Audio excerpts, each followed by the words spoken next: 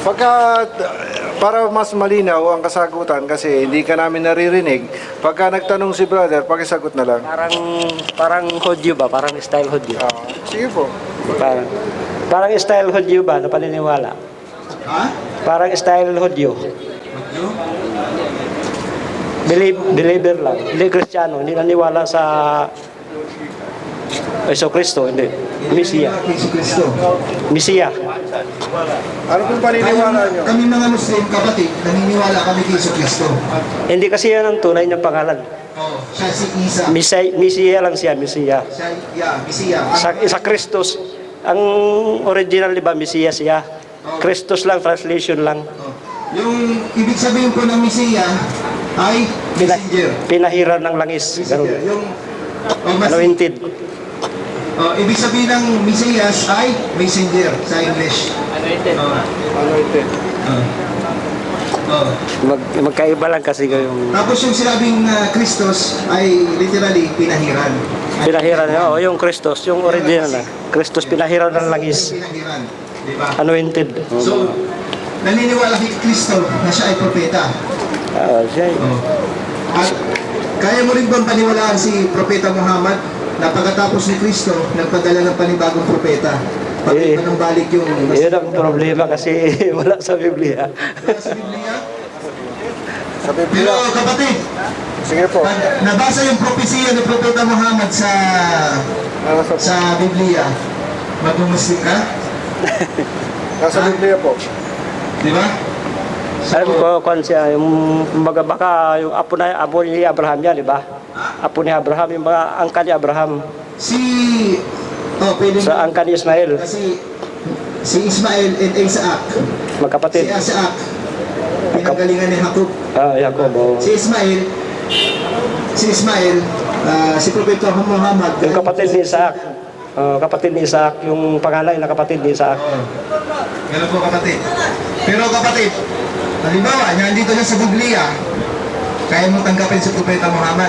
Anong verse? Nandito po. Basa. Nandito po yung... Lumapit tayo doon para mas madali po ang ating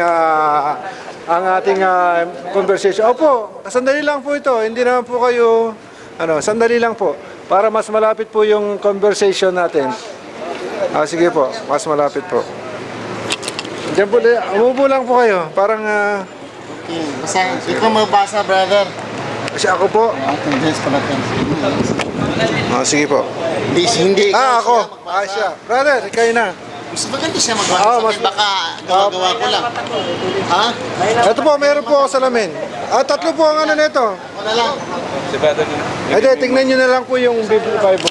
Sa Deuteronomio 18:18. Sinasabi dito sa Tagalog.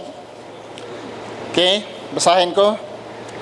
Aking palilitawin sa kanila ang isang propeta sa gitna ng kanilang mga kapatid.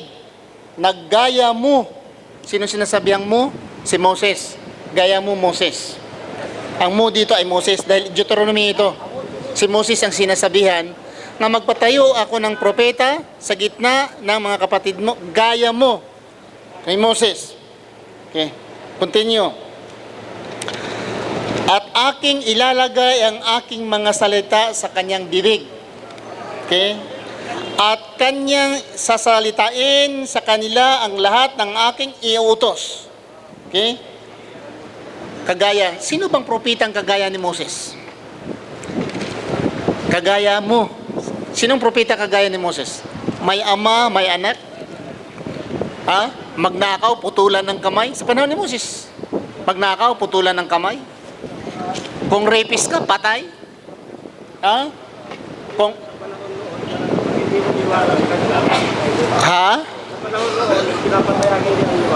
Oo nga. Pag hindi ka sumusunod sa batas, dito, bawal dito mang-rape. Pero kung isang mang-rape dito, gagawin niya, papatayin siya dito.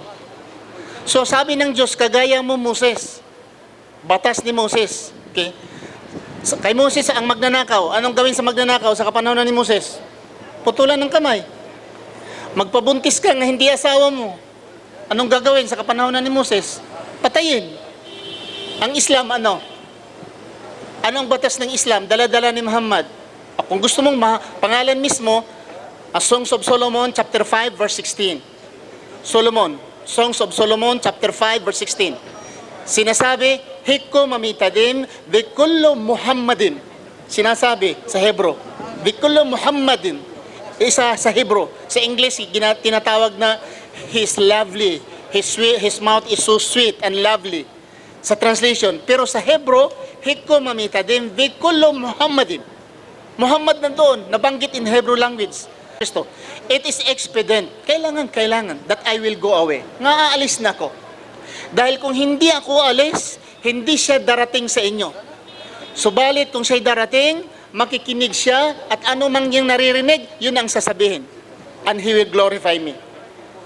Sino ba ang kasunod ni Jesucristo?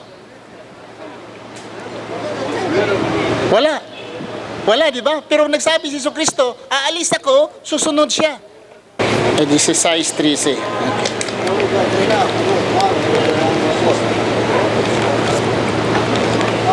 16 3C.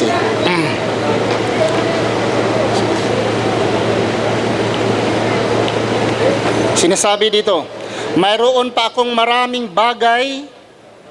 Juan 16, 12, 13. Sabi ni Jesucristo, si Jesus ang nagsabi, mayroon pa akong maraming bagay sa inyo ay sasabihin. Ngunit ngayon ay hindi ninyo matitiis, manitiis.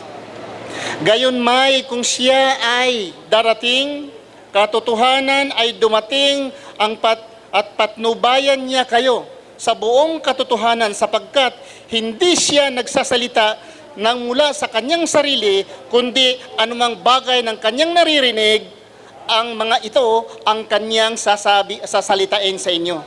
Si Jesus ang nagsabi, mayroon daw kasunod niya. Sino bang kasunod? Sa amin, ito si Prophet Muhammad sallallahu alaihi wasallam. Dahil si Prophet Muhammad ay kasunod ni Jesucristo. May gap sila, about 500 years ang gap nila, sumunod po si Prophet Muhammad. At dito, brother, sa Qatar, kung ano nakikita mo mabuti, turo ito ni Muhammad. Mga bangko dito, walang pulis. Walang magnanakaw dito. Walang rapist dito. Mga kriminal. Bakit? Sa utos po ni Prophet Muhammad sallallahu alaihi wasallam. Walang babae ditong nakahubad, na pinadikit-dikit lang kung ano, nakita yung mga masailan na mga lugar. Wala. Dahil turo po ni Prophet Muhammad sallallahu alaihi wasallam. Ang turo dito sa Qatar, Saudi Arabia, kung galing ka sa Saudi Arabia, ay walang ibang turo. Hindi ito turo ni Jesucristo, turo ni Muhammad. Saan ang madisiplina nga lugar? Ikaw, galing ka sa Pilipinas. Saan kayo madisiplina na lugar? Sa Pilipinas o dito? Magnaka. Dito, hindi ka matatakot magamit ng cellphone. Mag-withdraw ka, mag-deposit kahit lang libo, hindi ka matatakot. Bakit? Sa turo ni Prophet Muhammad sallallahu alaihi wasallam. Pero sa turo nila, sabi nila, turo ni Jesucristo, tingnan mo ang Amerika, tingnan mo ang Pilipinas. Natatakot ka, mag-deposit ka, mag-withdraw. Totoo kaya yun, nga turo ni Jesucristo? Bakit matatakot ang mga tao? So, brother, sa Islam ay mapanatag po ang inyong loob dahil ito po ang katuruan ni Prophet Muhammad sallallahu alaihi wasallam. Literally, by name nandoon at propesya nandoon po sa Bible. Okay.